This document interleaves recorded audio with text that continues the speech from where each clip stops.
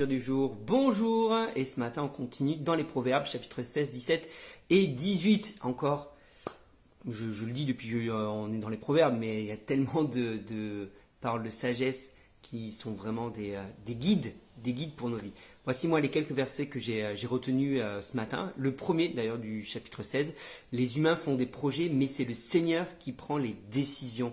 Et je peux en témoigner dans ma vie. On peut faire plein de projets, mais au final, c'est la volonté de Dieu. Et surtout, il faut s'y soumettre, bien sûr.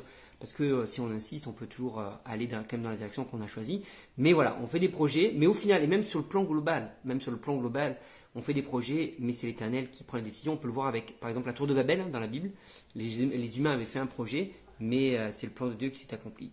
Confie, d'ailleurs, c'est pour ça, j'aime bien, c'est le verset 3, qui est le pendant du verset 1, qui dit « Confie au Seigneur ce que tu fais, et tes projets se réaliseront ». Et oui, si tu confies à Dieu ce que tu as prévu, tu es sûr moins d'être en accord et aligné avec sa volonté, et tu es sûr du coup que ça va se réaliser. C'est le meilleur moyen pour que ça se réalise, c'est ça.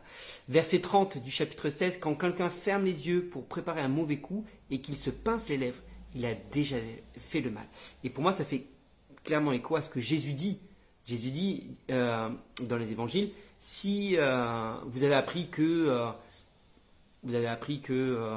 tu ne commettras pas d'adultère, mais moi je te dis que si vous pensez déjà à une femme et vous avez des mauvaises pensées avec elle, c'est comme si tu avais déjà commis l'adultère. Et ça va clairement dans ce que dit ce proverbe-là, c'est que ça commence bien au niveau des pensées.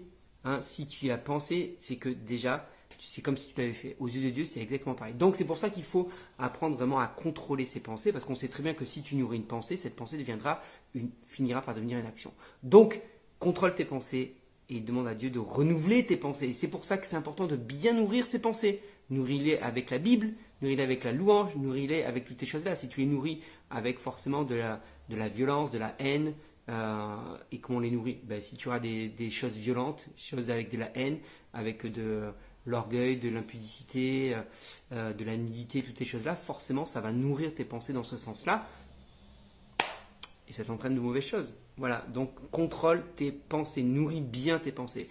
Verset 9 du chapitre 17, celui qui pardonne une faute aura des amis. Mais s'il en parle sans arrêt, ses amis partiront. Le pardon est une donnée importante, on en parle régulièrement, mais c'est la base. Mais j'aime bien ce côté de s'il en parle sans cesse, s'il parle sans cesse, s'il ressasse sans cesse les fautes, s'il ressasse sans cesse les fautes de ses amis, au lieu de leur pardonner, ses amis vont finir par partir. Si tu n'es pas capable de pardonner, ne t'étonne pas de te retrouver tout seul.